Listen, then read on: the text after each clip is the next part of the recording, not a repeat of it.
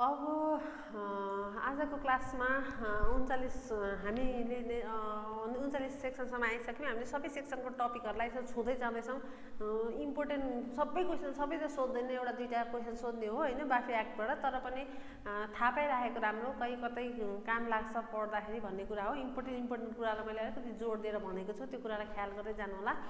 39मा हामीले सूची प्रकाशित गर्ने भन्ने कुरा गऱ्यौँ। त्यो भनेको नेपाल राष्ट्र ब्याङ्कले आवश्यक विवरण खुलाई राष्ट्रिय पत्रिकामा प्रकाशन गर्नुपर्ने प्रत्येक महिना भन्ने कुरा हो।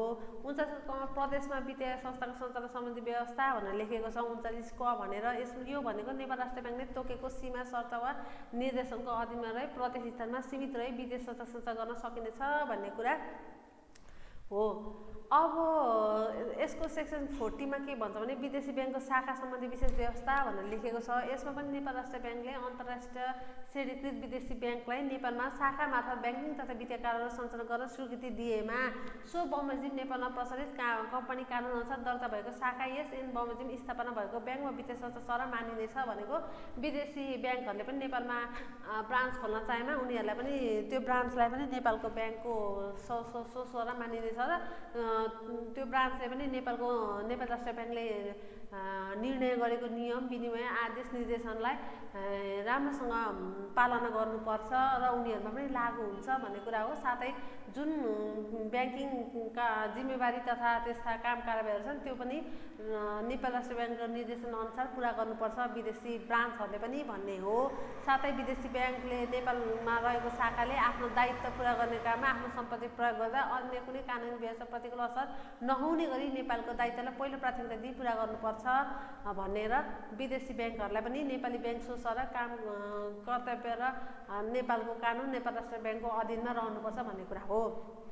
योसँग हाम्रो च्याप्टर 5 सिद्धिन्छ। आज हामी च्याप्टर 6 लाई हेर्छौँ। च्याप्टर 6 सम्म हामी आइपुग्दाखेरि हामीले ब्याङ्कलाई इन्कर्पोरेसन इस्टाब्लिस त्यसका सञ्चालकहरू अनि लास्टमा ब्याङ्किङ कारोबारलाई को लागि लाइसेन्स लिने क्रममा छौँ। अब हामी ब्याङ्क तथा वित्तीय संस्थाको पुँजी कोष र तरल सम्पत्ति सम्बन्धी व्यवस्थाहरूलाई च्याप्टर 6 मा परिच्छेद 6 मा पढ्नेछौँ। तरल सम्पत्ति भन्नाले लिक्विड एसेट्सहरू है त। नेपाल राष्ट्र ब्याङ्कको सेक्सन 41 मा के भन्छ भने क्यापिटल टु बी मेन्टेन भनेको पुँजी कायम राख्नुपर्ने है। यो भनेको मिनिमम पेड अफ क्यापिटल भनेर अघि पनि हामीले अगाडि क्लासमा पनि हायर लेभलमा जानको लागि भनेर मेन्टेन गर्नुपर्छ भनेर पढ्यौँ। त्यही क्यापिटल ब्याङ्क तथा वित्तीय संस्थाले न्यूनतम चुक्ता पुँजी राष्ट्र ब्याङ्कले तोकेको समयमा निर्धारण गरे बमोजिम राख्न नै पर्ने हुन्छ। राष्ट्रले निर्धारण गरेको चुक्ता पुँजी नेपाल राष्ट्र ब्याङ्कले यति समयभित्रमा त्यो चुक्ता पुँजी कायम गरेर राखिसक भनेर जुन निर्देशन दिन्छ त्यो समय अवधिभित्र नै राख्नुपर्छ भन्ने कुरा हो। साथै के पनि भन्छ भने कुनै व्यक्ति फर्म अथवा कम्पनी वा संस्थाले कुनै ब्याङ्क वा वित्तीय संस्थाको पुँजीको बढीमा 15% मात्रै लगानी गर्न सक्ने व्यवस्था छ।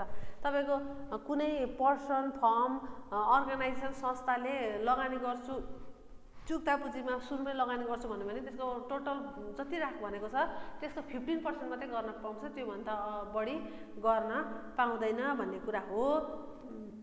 अरू त्यस्तो यसमा केही छैन।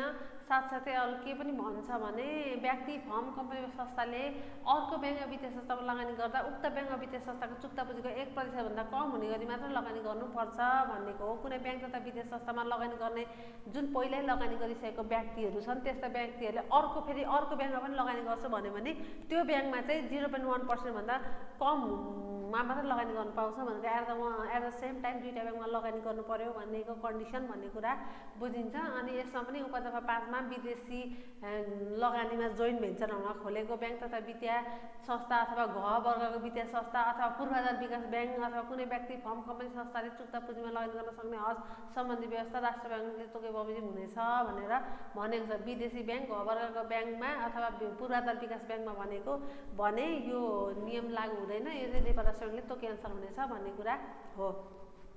अब सेक्सन 42 मा आउँदा पुँजी कोष भन्नेलाई क्यापिटल फन्ड भनेर लेखेको छ। यो भनेको हामीले के भन्यौँ भने क्यापिटल फन्ड कति हुनुपर्छ भन्ने कुरा हो। यसमा ब्याङ्क तथा वित्तीय संस्थाले आफ्नो कुल सम्पत्ति वा कुल जोखिम भारी सम्पत्तिको है टोटल एसेट्स अर टोटल रिस्क वेटेड एसेट्सको आधारमा राष्ट्र ब्याङ्कले तोकेको अनुपातमा पुँजी कोष कायम गर्नुपर्छ भनेर भनिएको छ। यो एकदम अलिकति ट्रिकी जस्तो छ। कति हुनुपर्छ भन्दाखेरि पुँजी कोष टोटल एसेट्स अर टोटल रिस्क वेटेड एसेट्सको आधारमा नेपाल राष्ट्र ब्याङ्कले तोकेको पुँजी कोषको अनुपातमा कायम गर्नुपर्छ भन्ने कुरा हो। साथै पुँजी कोष कायम गर्न नसकेमा त्यस्तो ब्याङ्क तथा वित्तीय संस्थाको संस्थाको सञ्चालक समितिले 1 महिनाभित्रमा जानकारी नेपाल राष्ट्र ब्याङ्कलाई गराउनुपर्छ। मेन्टेन गर्न सकेन भने 1 मन्थभित्रमा नेपाल राष्ट्र ब्याङ्कलाई इन्फर्मेसन दिनुपर्छ भन्ने कुरा यसमा छ है त। अर्को तपाईको सेक्सन 42 मा सम्भावित नोक्सान सम्बन्धी व्यवस्था भनेको ब्याङ्क तथा वित्तीय संस्थाले आफ्नो कर्जा लगाएको सम्पत्ति र वर्षात बाहिरको कारोबारको दायित्व सम्पत्ति सम्भावित जोखिमलाई खाम्न सक्ने गरी राष्ट्र ब्याङ्कले तोकेको बमोजिम नोक्सानी व्यवस्था कायम गर्नुपर्छ। फ्युचरमा हुने लसेसहरूको लागि जुन सुरुमै मेन्टेन गर्नुपर्ने कुरा हो। अर्को सेक्सन 44 मा छ साधारण जगेडा कोष भनेर। यो भनेको जेनरल रिजर्भ फन्ड हो। यो क्वेसन सर्ट उमा डिस्क्रिप्टिभ फर्ममा यो क्वेसन सोधेको छ। यो रिजर्भ फन्डको कुरा के हो भने ब्याङ्क तथा वित्तीय संस्थाले नेसेसरी सबैजनाले नेसेसरी साधारण जगेडा कोष कायम राख्नु नै पर्ने छ। त्यस्तो साधारण जगेडा कोष चुक्ता पुँजीको दोब्बर नभएसम्म आर्थिक वर्षको खुद नाफाको 20% है। यसमा एकदम ध्यान दिनु होला। यो विषय सोधेको छ। मैले जोड दिएर भने जेनरल रिजर्भ फन्ड मेन्टेन गर्नुपर्छ। जेनरल रिजर्भ फन्ड मेन्टेन गर्दाखेरि चुक्ता पुँजीको डबल नहुन्जेलसम्म चाहिँ तपाईँको नेट प्रफिटको 20% चाहिँ त्यसमा हामीले डिपोजिट गर्नुपर्छ। त्यस पछाडि यदि त्यो दोब्बर भइसक्यो भने चाहिँ त्यसपछि चाहिँ आर्थिक वर्षमा कम्तीमा पनि 10% चाहिँ थप्दै जानुपर्छ। 20% चाहिँ चुक्ता पुँजीको दोब्बर भइन्जेलसम्म थप्नुपर्छ। त्यो दोब्बर भइसके पछाडि चाहिँ तपाईँको 10% थप्दै जानुपर्ने व्यवस्था छ साधारण जगेडा कोषमा। र साधारण जगेडा कोषको जुन जम्मा गरेको रकम हुन्छ त्यो चाहिँ नेपाल राष्ट्र ब्याङ्कको स्वीकृति लिए बिना त्यो खर्च गर्न र ट्रान्सफर गर्न रकमान्तर गर्न पाइने छैन भनेर लेखिएको छ है त। अर्को आउँछ सेक्सन 45 मा सटाई समीकरण कोष भनेर। यो एकदम पास्ट क्वेसन हो, सोधिसकेको छ। सटाई समीकरण कोष भनेको तपाईँको एक्सचेन्ज इक्वलाइजेसन फन्ड। एक्सचेन्ज इक्वलाइजेसन फन्ड सटाई भनेको तपाईँको फरेन एक्सचेन्ज कुरा हो, विदेशी विनिमय कारोबार गर्ने कुरा हो। हामीलाई थाहा छ फरेन एक्सचेन्जको price ups downs everyday change हुन्छ होइन। नेपालको कन्टेक्समा कुरा गर्छौँ भने भारतीय रुपियाँ छोडेर इन्डियन करेन्सी चाहिँ हाम्रो एज इट इज छ 100 हो, 160, 1.6 होइन। अरू चाहिँ तपाईँको चेन्जेस हुन्छ। यसले के भन्छ भन्नुहुन्छ भने तपाईँले जुन पनि ब्याङ्क तथा वित्तीय संस्था छ जसले चाहिँ तपाईँको विदेशी विनिमयको कारोबार गर्छ भने त्यस्ता ब्याङ्क तथा वित्तीय संस्थाले यो सटाई समीकरण कोष खडा गर्नुपर्ने हुन्छ है।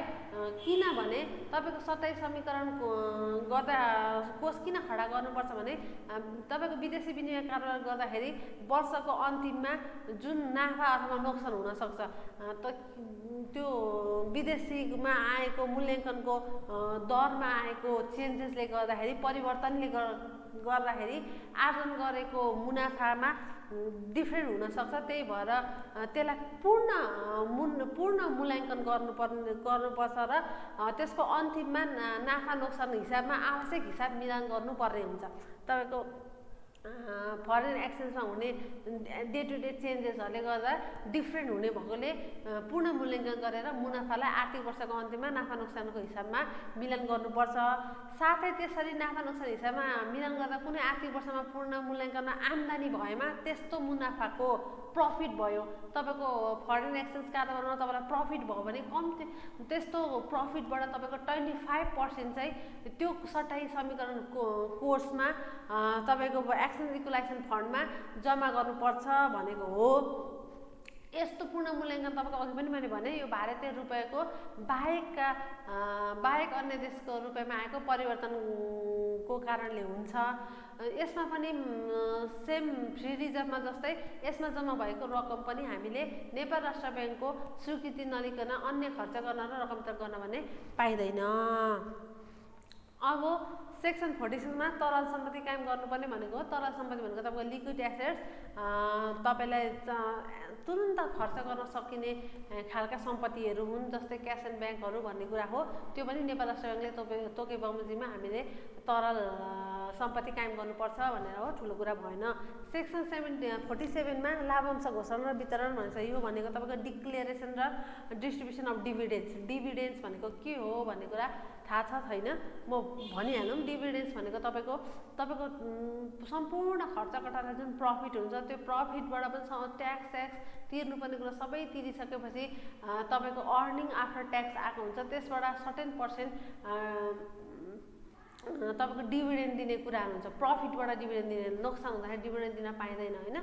डिभिडेन्ड भनेको सेयर होल्डरहरू जुन तपाईँले सेयर लगानीकर्ताहरू हुनुहुन्छ त्यसमा हुन्छ, उनीहरूले लिने रिटर्नलाई डिभिडेन्ड भनिन्छ है। इन्ट्रेस्ट र डिभिडेन्ड भनेको रिटर्नको फर्म हो। इन्ट्रेस्ट कतिखेर पाइन्छ?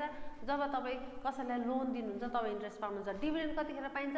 जब हामी सेयरहरूमा लगानी गर्छौँ, कुनै कुरामा लगानी गर्छौँ तब डिभिडेन्ड पाइन्छ। त्यो डिभिडेन्ड भनेको लगानीकर्ताले आफ्नो रिटर्नको रूपमा इन्कम गर्ने सोर्स हो है त। अब त्यो डिभिडेन्ड प्रफिट भयो भने ब्याङ्क तथा वित्तीय संस्थाले डिभिडेन्ड वितरण सम्बन्धी के कस्ता नियम छन् भनेर 47 ले भनेको छ। यसमा के भन्छ भने डिभिडेन्ड लाभांश घोषणा तथा वितरण गर्न अघि नेपाल राष्ट्र ब्याङ्कको स्वीकृति दिनुपर्नेछ भन्ने कुरा हो। साथै आफ्नो मैले अघि पनि भने यहाँ पनि लेखिएको छ सम्पूर्ण प्रारम्भिक खर्च है, सबै खर्चहरू कटाइसकेपछि मात्रै डिभिडेन्ड बाँड्न पाइयो। अघिल्लो वर्षसम्म हुन गएको नोक्सानी, अघिल्लो इयरसम्म लस भएको छ भने त्यो लस पनि फुलफिल गरेपछि मात्रै डिभिडेन्ड बाँड्न पाइयो। अनि राष्ट्र ब्याङ्कले तोकेको पुँजी पनि मेन्टेन गरेको हुनु पर्यो, पुँजी कोष पनि मेन्टेन गरेको हुनु पर्यो। प्रोबाबल जुन लसेसहरू छ त्यसको लागि पनि छुट्याउनु पर्यो र फ्री रिजर्भको लागि 20% छुट्याउनु पर्छ भने त्यसको लागि पनि छुट्याएर सबै कुरा छुट्याएपछि सर्वसाधारणलाई छुट्याएको सेयर पूर्ण रूपमा बिक्री वितरण नगरेसम्म है, सर्वसाधारणलाई जुन सेयर छुट्याएछ त्यो पनि पूर्ण रूपमा बिक्री वितरण नगरेसम्म सेयर धनीहरूलाई लाभांश घोषणा गर्न वा वितरण गर्न पाउने छैन भनेको छ। यसमा फेरि पनि यो क्वेसन सोध्न पनि सक्छ। मैले के भने डिभिडेन्ड भनेको सेयर धनीहरूले पाउने रिटर्न हो। त्यसको लागि त्यो रिटर्न दिनलाई ब्याङ्क तथा वित्तीय संस्थाले त्यो डिभिडेन्ड बाँड्नलाई नेपाल राष्ट्र ब्याङ्कको स्वीकृति लिनुपर्छ। साथै डिभिडेन्ड बाँड्न कतिखेर मात्रै पाइन्छ भने सबै खर्च कटाएर, अघिल्लो वर्षको नोक्सान छ भने त्यो पनि कटाएर, राष्ट्र ब्याङ्कले तोकेको पुँजी कोष खडा गरेर, भविष्यमा हुने नोक्सानीको लागि रिजर्भ तयार गरेर फ्री रिजर्भमा पैसा सारिसकेपछि अनि जुन सर्वसाधारणलाई सेयर दिनुपर्ने छ सबै सेयर एलोटेट गरेपछि मात्रै डिभिडेन्ड घोषणा गर्न पाइन्छ भन्ने कुरा हो। अर्को भनेको तपाईँको पुँजी घटाउन आदेश दिन सक्ने भनेको हो। यो भनेको नेपाल राष्ट्र ब्याङ्कले आवश्यक परेको खण्डमा ब्याङ्क तथा वित्तीय संस्थालाई जारी तथा चुक्ता पुँजी घटाउन आदेश दिन सक्नेछ भन्ने छ। यसमा ठुलो कुरा छैन, 1 लाइनमा छ, that is not big deal है त। अब हामी आइपुग्यौँ च्याप्टर 7 मा। यसमा ब्याङ्क तथा वित्तीय कारोबार सञ्चालन सम्बन्धी व्यवस्था भनेर लेखेको छ। हामीले ब्याङ्कलाई इस्टाब्लिस गर्दै गर्दै अब कारोबार गर्नलाई लाइसेन्स पनि लिइसकेको छौँ होइन। अब लाइसेन्स लिएपछि कारोबारहरू के कस्ता कारोबारहरू गर्ने भन्ने कुरा हो। यो तपाईँको ब्याङ्क तथा वित्तीय संस्थाले कारोबार गर्न सक्ने नसक्ने भनेर यो क्वेसन, कारोबार गर्न सक्ने अवस्था भनेर यो क्वेसन बकाइदा तपाईँको कुन सालमा छ मैले बिर्सेँ, त्यो सोधेको क्वेसन हो। यो एकदम आस्क क्वेसन हो है, इम्पोर्टेन्ट क्वेसन हो, त्यही भएर अलिकति जोड दिएर पढौँ। सेक्सन 49 ले के भन्छ भने ब्याङ्क तथा वित्तीय संस्थाले ब्याङ्क तथा वित्तीय कारोबार गर्न सक्ने भनेर लेखिएको छ। यसमा एज पर एक्ट, प्रबन्ध पत्र र नियमावली तथा राष्ट्र ब्याङ्कले तोकेको सीमा, शर्त वा निर्देशनको अधीनमा रही क वर्गको ब्याङ्कले देहाय बमोजिमको ब्याङ्क तथा वित्तीय कारोबार गर्न सक्नेछ। कमर्सियल ब्याङ्कले, क्लास ए ब्याङ्कले गर्न सक्ने कामहरू के काम गर्न सक्छ? कमर्सियल ब्याङ्कले क वर्गको ब्याङ्कले अथवा वित्तीय संस्थाले के कस्ता कारोबार गर्न सक्छ खुलाउनुहोस् भनेर क्वेसन सोध्न सक्छ। यसमा केही पोइन्टहरू छ क ख ग घ भनेर हामीले हेर्दै जाउँ। फर्स्टमा तपाईँ क्लिक गरेर इम्पोर्टेन्ट कुराहरूलाई सर्ट फर्ममा लेख्नुहोस् अनि अन्डरस्ट्यान्ड गर्नुहोस्, पछि लेख्दाखेरि इलाबोरेसन गरेर हामी मिलाएर लेख्ने हाम्रो एउटा छँदैछ। फर्स्टमा के लेख्नु भने तपाईँको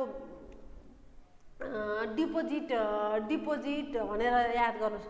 यसमा के भन्छ? ब्याज अथवा बिना ब्याज निक्षेप स्वीकार गर्ने वा विभिन्न वित्तीय उपकरण मार्फत निक्षेप प्रदर्शन गर्ने र तिनको भुक्तानी गर्ने। कमर्सियल ब्याङ्कको पहिलो काम के हो? डिपोजिट के गर्छ उसले?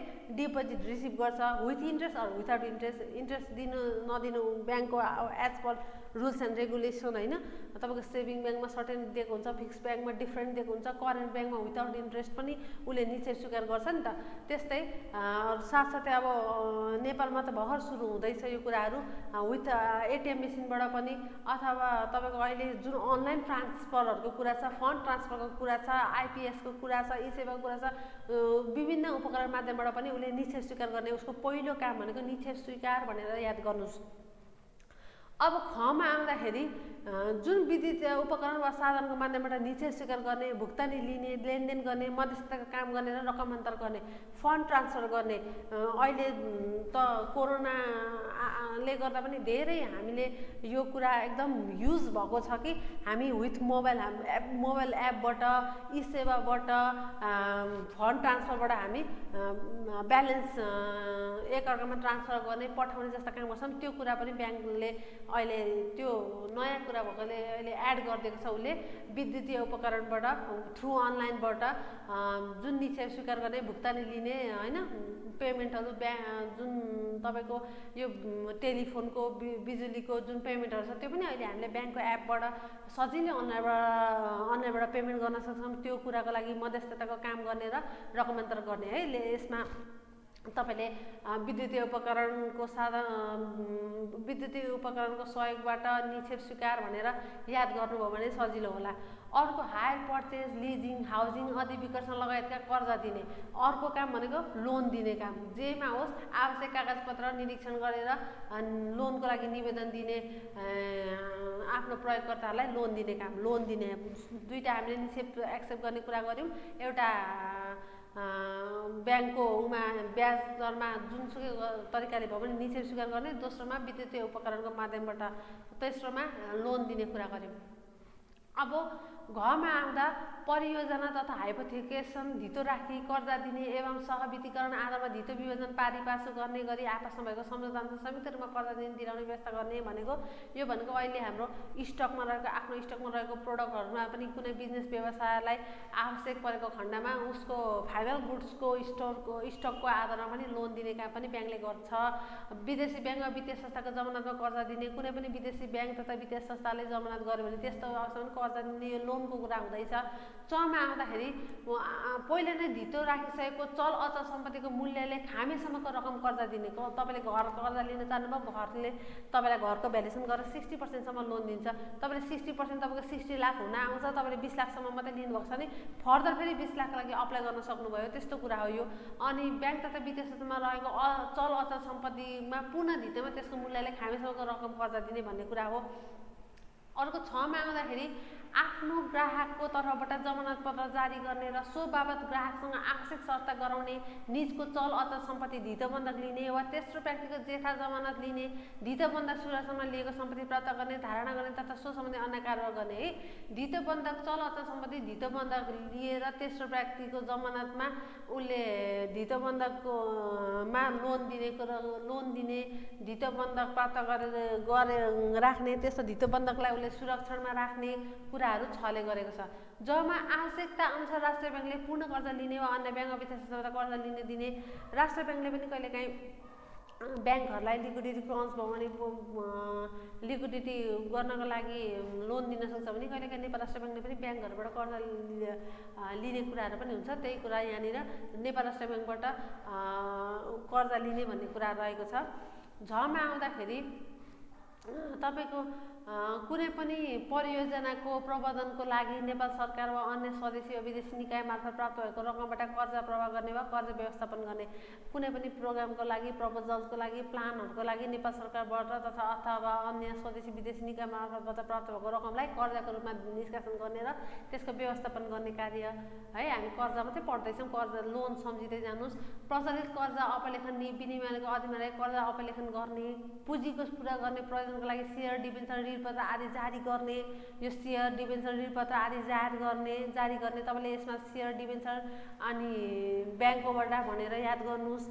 अर्को ठाउँमा आउँदा तपाईँको प्रतिपत्र, विनिमय पत्र, प्रतिज्ञा पत्र, चेक, यात्रु चेक, ड्राफ्ट, अन्य वित्तीय उपकरण निष्कासन गर्ने, स्वीकार गर्ने, भुक्तानी दिने, डिस्काउन्ट गर्ने वा खरिद बिक्री गर्ने, विद्युतीय कारोबारको लागि डिजिटल वा कार्ड लगायतका वित्तीय उपकरण जारी गर्ने, तपाईँको एटिएम कार्डहरू, क्रेडिट कार्ड, डेबिट कार्ड, अहिले जुन हामी एकदम सक्दो प्रयोगकर्ताले प्रयोग गरिरहेका छन् त्यस्ता कार्डहरू निष्कासन गर्ने, तिनीहरूको व्यवस्थापन गर्ने, त्यो कार्डहरूबाट भुक्तानी लिने, दिने, स्वीकार गर्ने, सम्बन्धी कार्य गर्ने, अनि प्रचलित कानुनको अधीनमा रही विदेशी विनिमय गर्ने, अघि पनि फरेन एक्सचेन्ज गर्ने, हामी ब्याङ्कमा गएर हाम्रो आफ्नो विदेशी विनिमयहरू चाहिँ एक्सचेन्ज गर्न सक्छौँ। राष्ट्रिय ब्याङ्कले तोकेको सीमा शर्त वा निर्देशन बमोजिम सरकारी कारोबार गर्ने, होइन, जुन नेपाल राष्ट्र ब्याङ्कले दिएको शर्त निर्देशन अनुसार सरकारी कारोबारहरू गर्ने, नेपाल सरकार वा राष्ट्र ब्याङ्कले जारी गरेको ऋण पत्र खरिद बिक्री गर्ने वा सकार गर्ने, नेपालभित्र वा विदेशमा विनिमय पत्र, चेक वा अन्य वित्तीय उपकरणद्वारा रकम पठाउने, चलन गर्ने, विदेशबाट रिप्लेसमेन्ट प्राप्त गर्ने र सोको भुक्तानी गर्ने। यो भनेको फरेन रेमिटेन्सको कुरा हो। विदेशबाट कसैले रेमिटेन्स थ्रुबाट पैसा पठायो भने त्यो एक्सेप्ट गर्ने, रेमिटेन्सबाट पैसा लिन आउनेलाई भुक्तानी गर्ने कुरा हो।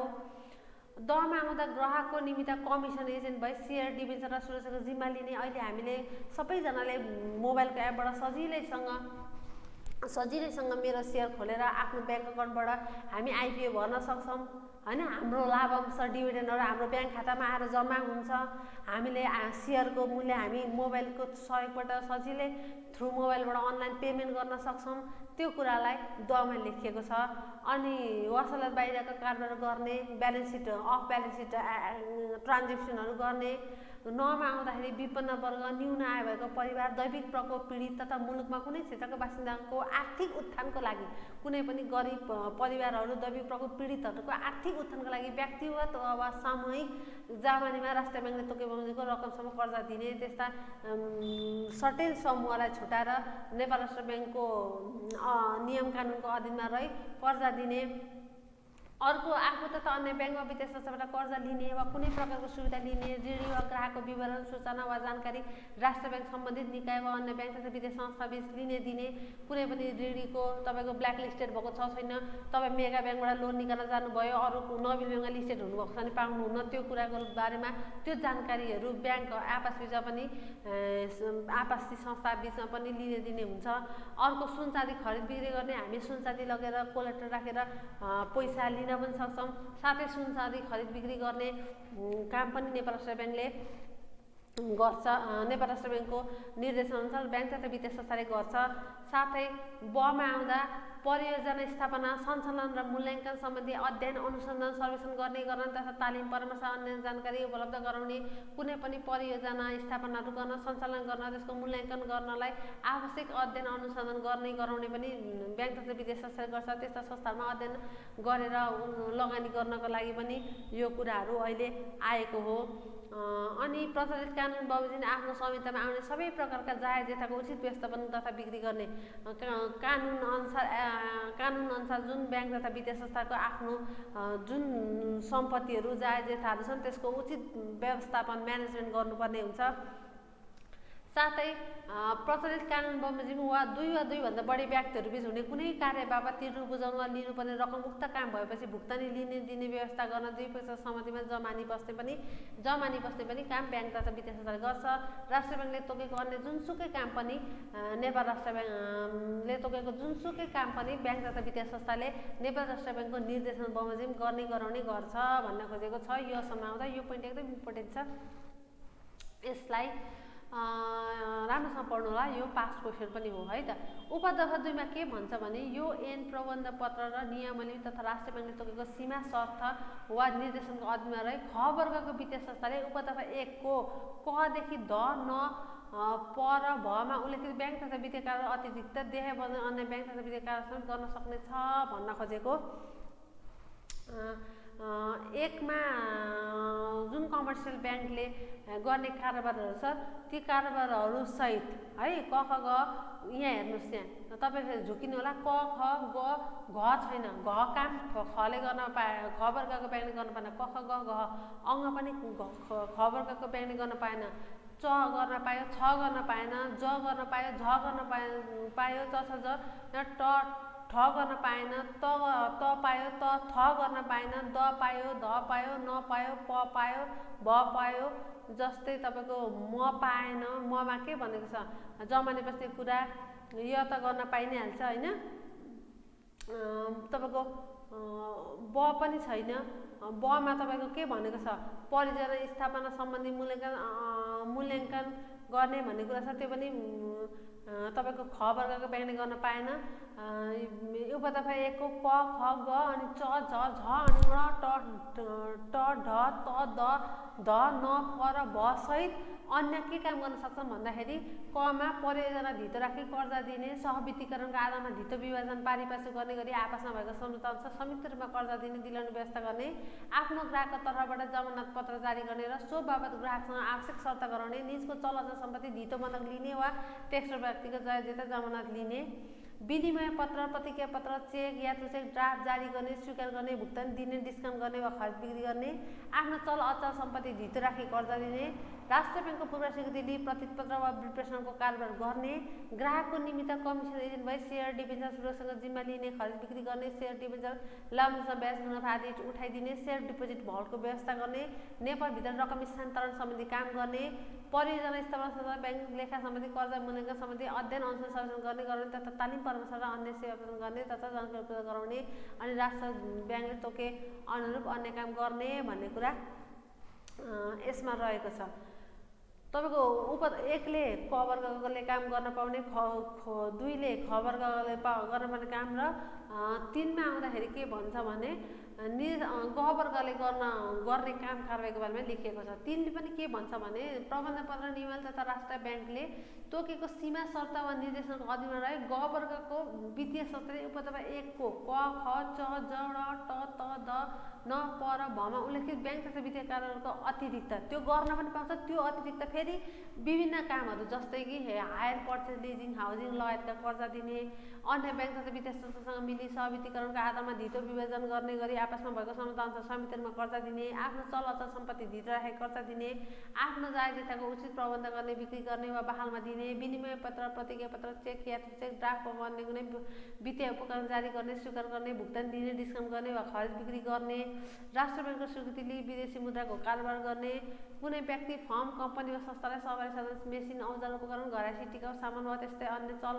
सम्पत्तिको लागि किस्ताबन्दी वा हायर पर्चेज कर्जा उपलब्ध गराउने, कुनै व्यक्ति, फर्म, कम्पनी वा संस्थालाई सहकारी साधन, मेसिन, औजार, उपकरण, घरायसी, टिकाउ सामान वा त्यस्तै चल सम्पत्ति भाडामा लिन कर्जा उपलब्ध गराउने वा चल अचल सम्पत्ति भाडामा लिने दिने, आफ्नो ग्राहकको तर्फबाट जमानत पत्र जारी गर्ने र सो बाबत ग्राहकसँग आवश्यक शर्त गराउने, सुरक्षा लिने, निजको चल अचल सम्पत्ति धितो बन्धक लिने वा तेस्रो व्यक्तिको जेठा जमानत लिने, आफ्नो सम्पत्तिको कुनै अंश वा पुरै बिक्री गर्ने वा लिजमा लिने, खरिद गरेको कुनै पनि वस्तुको तत्काल वा पछि भुक्तानी गर्ने, डिफल्ट मूल्यमा अर्को खरिदकर्तालाई बिक्री गर्नु परेमा वित्तीय संस्था विक्रेताको सहमति अनुसार सो वस्तुको मूल्य तय गर्ने र राष्ट्र ब्याङ्कले तोकेको अन्य काम गर्ने गराउने भन्ने कुरा रहेको छ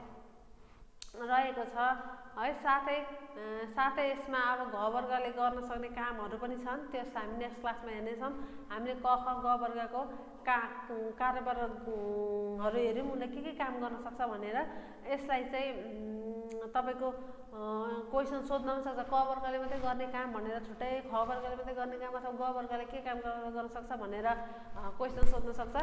क वर्गको र ख वर्ग, ग वर्गको अलिकति केही कुरा क वर्गले मात्रै गर्न पाउने, खले गर्न नपाउने, खले मात्रै गर्न पाउने, गले गर्न नपाउने भन्ने छ। तर धेरै कुराहरू जुन निक्षेप लिने, कर्जा दिने जुन कुराहरू छ त्यो सबै ब्याङ्क तथा वित्तीय संस्थाले गर्न पाउँछ। यसलाई तपाईँले पढ्दाखेरि सिमिलर कुरालाई सबैमा लागु हुन्छ भनेर पढ्नुभयो भने रिमाइन्ड गर्न सजिलो हुनेछ।